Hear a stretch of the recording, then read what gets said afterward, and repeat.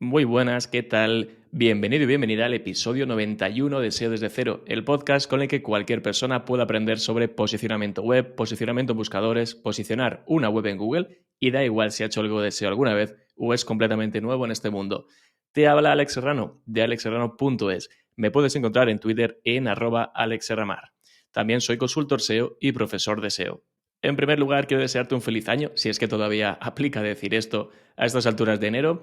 Primer episodio del año y tiene una novedad, como puede ser que estés viendo, y es que a partir de este año voy a intentar, y ya lo dije al principio de la temporada 4, que algunos de los episodios, o si no todos, además de los episodios con los entrevistados, mi idea es subir estos episodios también grabados en vídeo, como estoy haciendo. Espero ir mejorando poco a poco. Soy nuevo en esto de grabar vídeos o grabarme a mí mismo a la hora de hacer estos episodios y, como digo, no seáis muy críticos y espero que os aporte también, además de escuchar el episodio.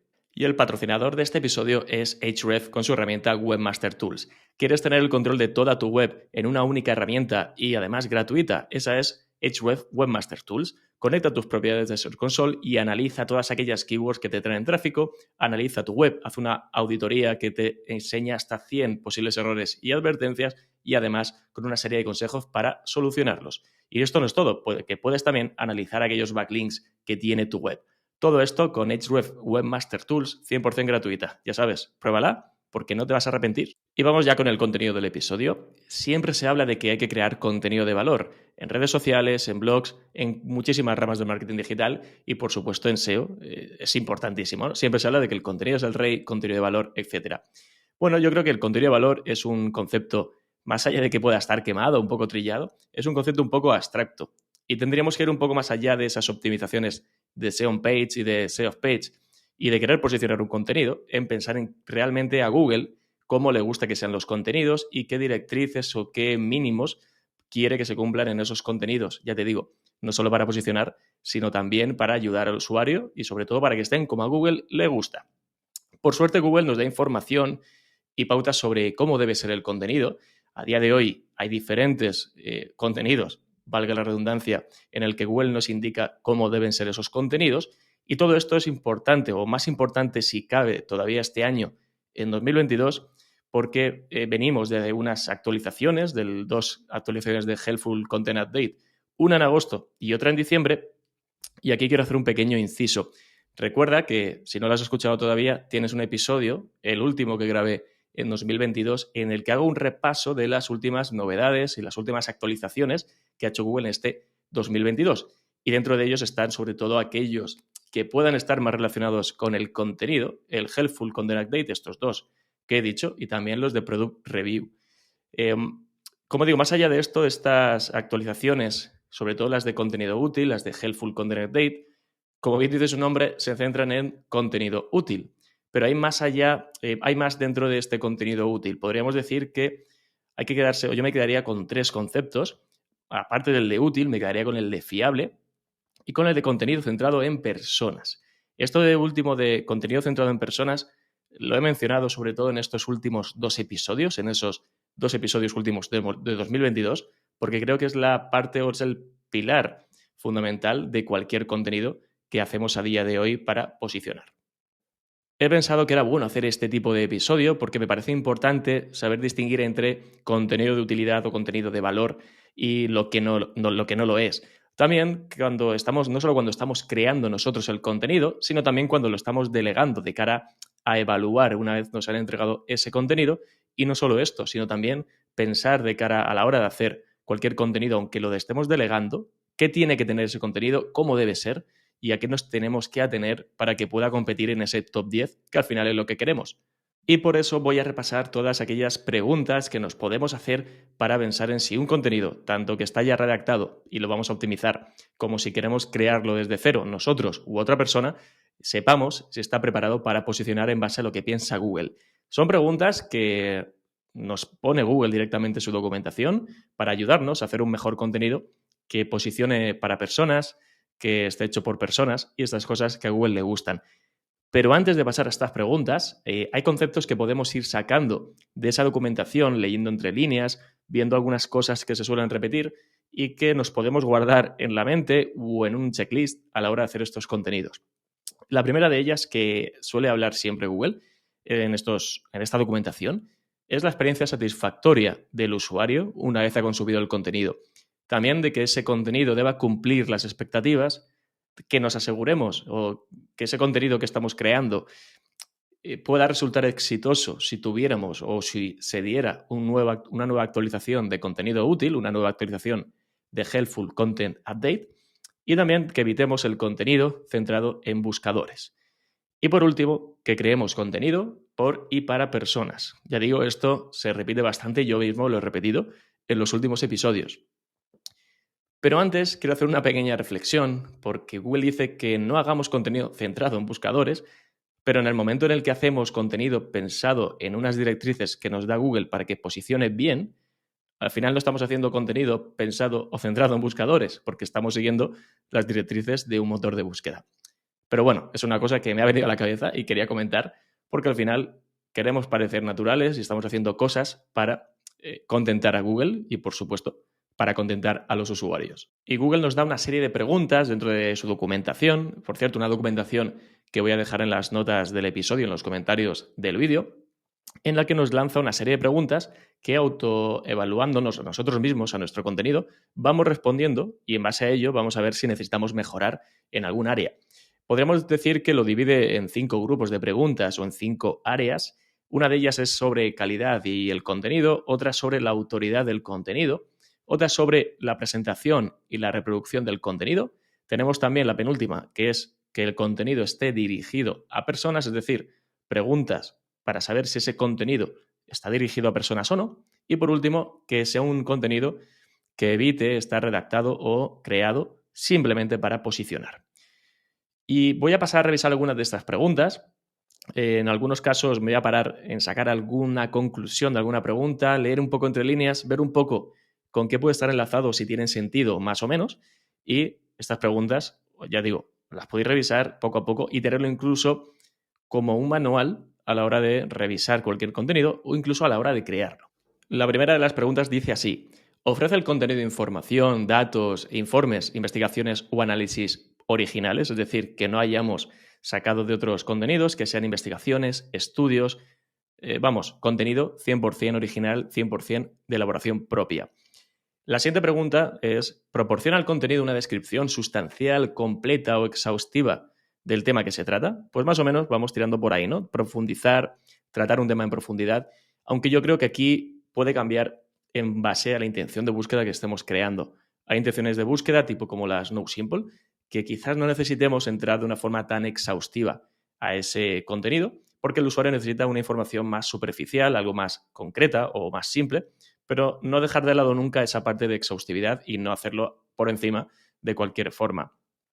La siguiente de la pregunta dice: ¿proporciona el contenido información interesante y no trivial o se analiza un tema con perspectiva útil? Ya estamos hablando de utilidad y no de una forma, trabajado el contenido como por encima, que al final tiene sentido porque no cubriría bien la intención de búsqueda del usuario. Hay otra pregunta que dice: si el contenido cita otras fuentes, ¿aporta suficiente valor y originalidad? O por el contrario, se limita a copiar y reescribir información incluida en esas fuentes. Resumen, añade algo de tu propia cosecha, aunque te estés basando a la hora de hacer tu contenido en fuentes externas. Digamos algo que los usuarios no puedan encontrar en esas fuentes externas, algo de valor añadido. Por ejemplo, si estás hablando de un informe o de un estudio que ha sacado cualquier empresa, no solo limitarte a poner los datos que salen en ese informe, sino darles un poco de forma, hablar de sacar alguna conclusión para que no sea solamente los datos que están en el informe, porque si no cualquier usuario podría ir al informe, leerlo y sacar otras conclusiones que tú no le estás dando. Y ojo, con esta pregunta hablamos de citar otras fuentes y estamos hablando también de enlaces externos. Sin duda, los enlaces externos a estas fuentes, a modo bibliografía o a modo citar fuentes externas, es fundamental porque al final ayuda a que ese contenido tenga más confianza. Otra de las preguntas dice: ¿es útil y descriptivo el título del contenido de la página? Pues seguramente estamos hablando del H1, estamos hablando del título SEO, títulos SEO hechos de una forma lo más descriptiva posible, y lo mismo con el H1. Hablando del título, la siguiente pregunta va por ahí también y dice, ¿se evitan en el título del contenido o de la página las exageraciones o las expresiones impactantes? Seguramente esta pregunta vaya destinada a aquellos que utilizan más en los títulos técnicas clickbaiters. Siguiente pregunta. ¿Se trata del tipo de página que querrías añadir a tus marcadores, compartir con un amigo o recomendar a alguien? Bueno, pues al final esto se viene a ser contenido relevante, que tú mismo quieras consumir, que tú mismo compartirías porque estás satisfecho, estás incluso orgulloso de ese contenido que has hecho. Digamos el contenido que te gustaría encontrar si haces esa búsqueda tú mismo. También te preguntan, ¿esperarías ver ese contenido en una revista, en una enciclopedia, en un libro, aunque sea simplemente como referencia? Pues seguramente a quién no le va a gustar que ese contenido esté en cualquiera de estos sitios y no solo por el link building, sino también por esa capa de autoridad. Para ello, ¿qué vamos a necesitar? Hacer un contenido realmente bueno, relevante, épico, llamadlo como queráis. Y esto es lo que siempre se ha dicho que debemos que hacer cuando queremos conseguir enlaces naturales y de calidad. Esa parte del link building que conocemos como link baiting. Van por ahí los tiros y seguramente sea una buena forma, preguntándonos esto, de evaluar el contenido. Y la última de las preguntas de este grupo dice que si el contenido que estamos haciendo proporciona información valiosa si se compara con otras páginas de la competencia, con otras páginas que están posicionando. Aquí yo creo que podemos hablar de diferenciación, de valor añadido, de hacer un contenido que tenga algo diferente con esos contenidos que hay ya posicionados y que no sea simplemente un contenido más que básicamente resuelve la intención de búsqueda de la misma forma. Tenemos que añadir algo más en formato, en contenido, datos diferentes, datos presentados de una forma en la que el usuario pueda resolver esa intención de búsqueda de una forma más cómoda. Por ejemplo, si un contenido aplica que le metamos a una tabla HTML para presentar ciertos datos y tu competencia, los que están en ese top 10, en ese top 5, no lo están haciendo. Eso sería un buen ejemplo. Y saltamos al siguiente grupo de preguntas que tienen que ver sobre la autoridad del contenido. Y aquí, entre líneas, o podemos traducirlo como EAT. En este caso, desde hace unas semanas, EEAT. Bien, la primera de las preguntas dice que si el contenido presenta la información de una forma fiable, que si, por ejemplo, cita las fuentes de forma clara, parece que lo haya producido un experto o se proporciona información sobre el autor o el sitio que lo publica, por ejemplo, mediante enlaces a una página que trate sobre ellos. Estamos hablando otra vez de citar fuentes, importante.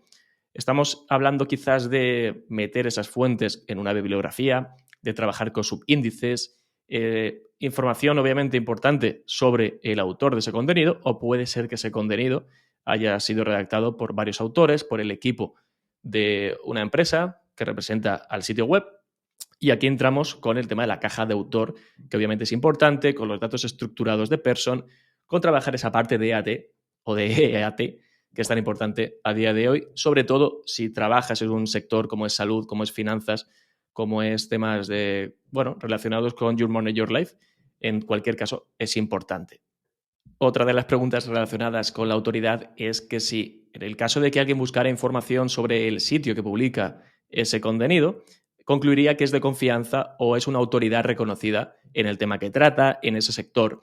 Volvemos al tema de AT. Al final, apariciones de esa web, apariciones de los autores de esos artículos, de esos contenidos en otros lugares, como en otros artículos, en papers, en otras webs del sector, menciones a la empresa, menciones a los autores, citaciones, todo lo que tenga que ver con esa parte de autoridad, de reconocer que ese autor es importante en ese sector. Hay otra pregunta que dice que si el contenido está escrito por un experto o entusiasta del tema cuyos conocimientos están demostrados. Bien, aquí volvemos a hablar de la experiencia del autor y yo diría que esto corresponde a la nueva E añadida al EAT, la E de experiencia. Y hay una última pregunta que dice que si se ha verificado, se ha comprobado que no haya errores en el contenido que sean fáciles de verificar.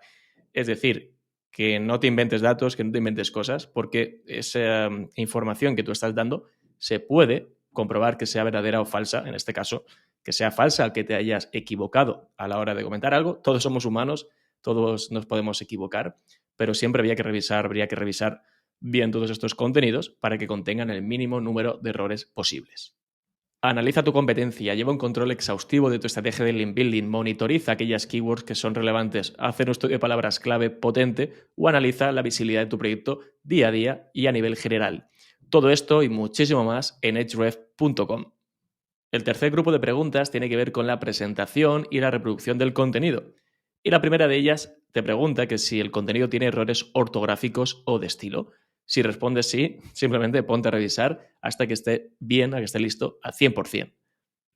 Otra pregunta dice que si se nota que se ha dedicado tiempo y esfuerzo a crear el contenido o por el contrario parece descuidado o que se ha creado de forma apresurada. Y seamos sinceros, cuando hacemos un contenido nosotros mismos que se ha hecho deprisa y corriendo, lo notamos, sabemos que ese contenido no está lo mejor posible. Sí que es verdad que hacerlo con mimo y con cariño y con dedicación no siempre te garantiza que vaya a posicionar, pero al menos tendremos la certeza, tenemos esa parte interior que sabe que lo hemos hecho todo lo posible y que lo hemos dado todo. Otra de las preguntas tiene que ver con anuncios, tiene que ver con ser molesto y habla o dice que si hay demasiados anuncios que distraen o interfieren a la hora de consumir ese contenido principal del artículo.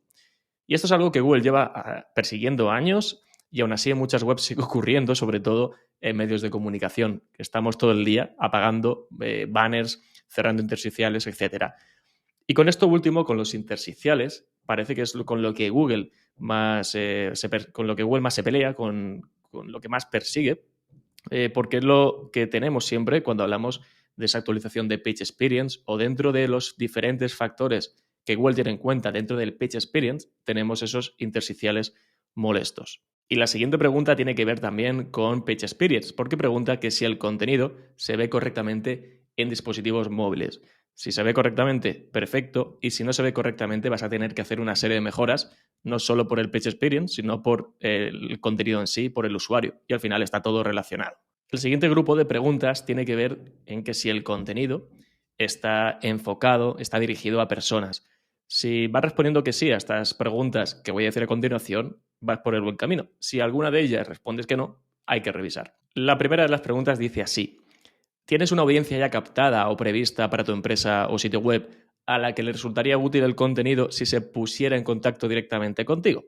Yo creo que se refiere a resolver dudas en lugar de hacerlo mediante contacto directo por chat o por mails con soporte, hacerlo mediante contenido.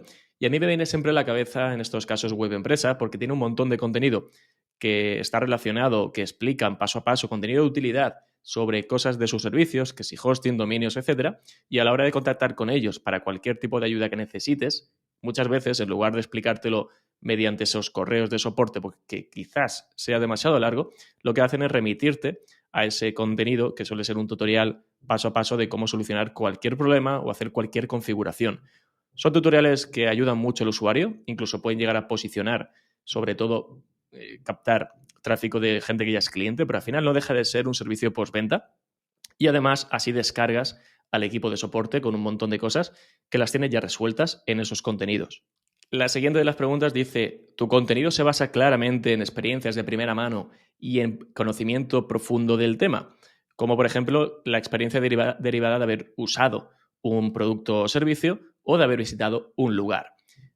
Podríamos decir que esta pregunta está relacionada directamente con la nueva E del EAT, es decir, la experiencia. Y tiene todo el sentido del mundo, porque además podríamos sacar algo de esta pregunta o pensar que las últimas actualizaciones de reseñas, las Product Review, aunque no han afectado a todos los idiomas, podría estar relacionado también con esto. Obviamente, hablar desde tu experiencia y no haciendo un refrito de otros contenidos que hay en Internet, le darán a ese contenido sobre un producto, sobre un viaje, ¿no?, que ver en París en 3 días, mucha más confiabilidad, le darán mucho más, serán mucho más realistas o mucho más veraces si los haces desde tu propia experiencia y conocimiento. Otra pregunta, la siguiente, dice: después de leer tu contenido, ¿alguna persona creerá que ha aprendido lo suficiente sobre un tema como para haber conseguido el objetivo? Yo creo que aquí estamos hablando del propósito de esa página, que se cumpla ese propósito.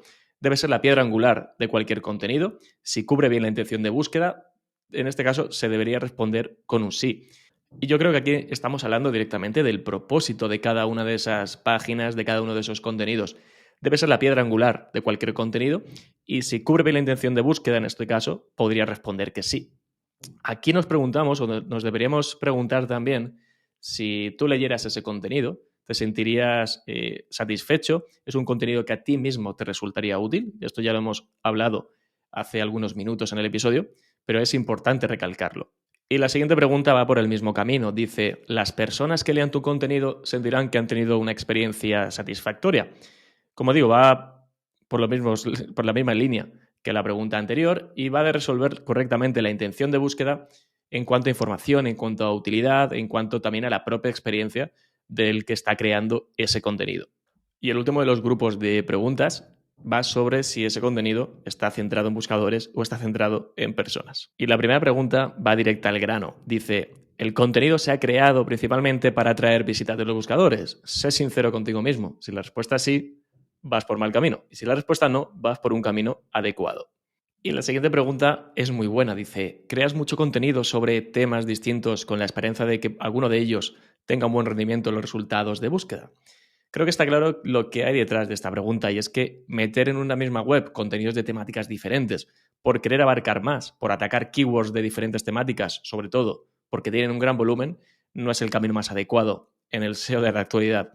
Porque en mi opinión Google hace tiempo que prioriza webs centradas en un tema o en varios temas relacionados, más que en webs que no queda claro cuál es su temática porque tocan decenas de palos diferentes o muchos palos diferentes.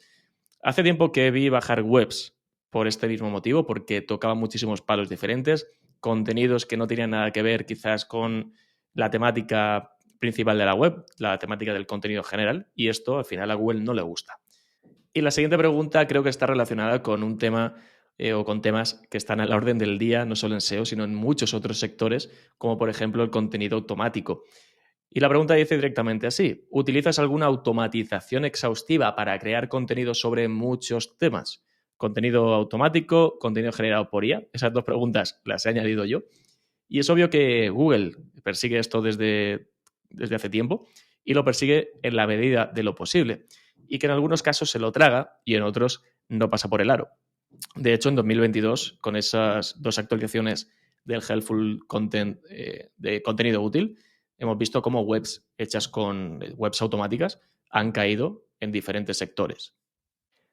La siguiente pregunta relacionada con evitar contenidos pensado en buscadores dice, ¿las personas que lean tu contenido sentirán que tienen que volver a buscar información de mejor calidad en otras fuentes?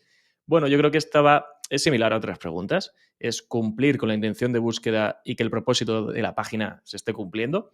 Y no veo que sea necesariamente malo que alguien, después de leer tu contenido y estar un tiempo considerable en él, se vaya a otra página porque quiere seguir leyendo sobre ese contenido. Seguramente te ha pasado, a mí me ha pasado, de irme a un contenido, leerlo, quedarme satisfecho con resolver esa intención de búsqueda, pero prefiero leerme un par de contenidos más para no solo corroborar si lo que me he leído inicialmente es veraz y está bien, sino también para ver otros puntos de vista o completar la información.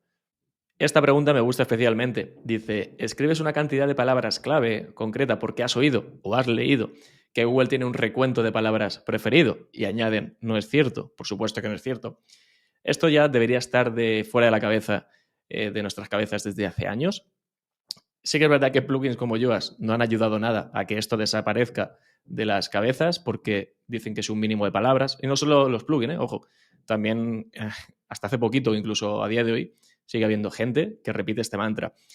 Yo creo que, obviamente, hacer un contenido, lo que necesitamos hacer es que realmente ese texto tenga las palabras o tenga el tamaño o la longitud necesaria para cubrir una intención de búsqueda. Y si puedes aportar algo más que tu competencia, ese valor añadido que hemos mencionado en alguna que otra pregunta, mediante directamente el contenido, mediante formatos, lo que sea, perfecto, pero no lo hagas por simplemente añadir más texto que tu competencia. Ni 100 palabras ni 200. Que sea valor realmente añadido y no sea paja o algo por rellenar.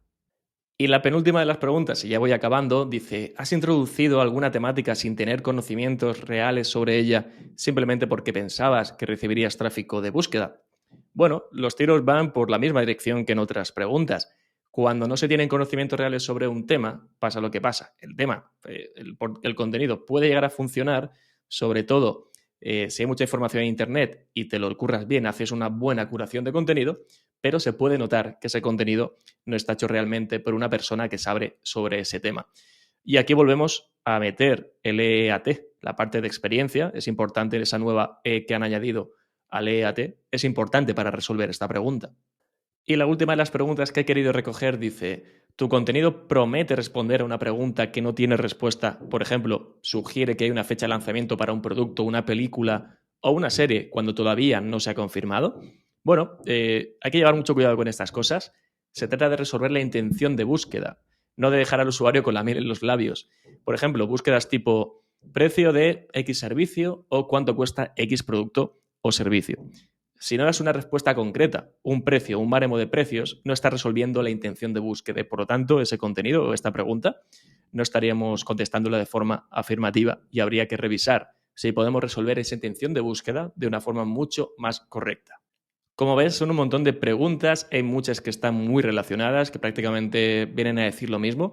Yo he recogido una serie de preguntas, casi todas las que están en esta documentación. Te voy a dejar, como digo, los enlaces en las notas del episodio, no solo de esta documentación, sino de otra similar que habla sobre cómo sobrevivir, podríamos decir, a los Helpful Content Updates, que conviene leer y conviene tener siempre a mano. Yo creo que a la hora de revisar contenidos, hacer una auditoría de contenidos, ver cómo los podemos optimizar porque no están posicionando bien, siempre viene bien tener esta guía, estas preguntas muy cerquita, no a modo de checklist, pero sí para hacerle una revisión y ver en qué áreas estamos pinchando más o en qué áreas estamos mejor y sobre todo que todo esto lo interioricemos a la hora de hacer contenidos, a la hora de pensar o a la hora de dar indicaciones en cómo debe ser un contenido para dárselo a un redactor o para cualquier otra cosa. Y bueno, espero que os haya sido de utilidad, que os haya gustado este episodio, que sea contenido de valor realmente, tanto los que estáis escuchando el episodio como lo que estáis viendo este episodio en YouTube. Espero que haya sido de vuestro agrado, que lo haya hecho lo mejor posible en este primer vídeo grabado directamente. Y nada más, nos escuchamos, nos vemos en el siguiente episodio. Un abrazo muy fuerte, chao.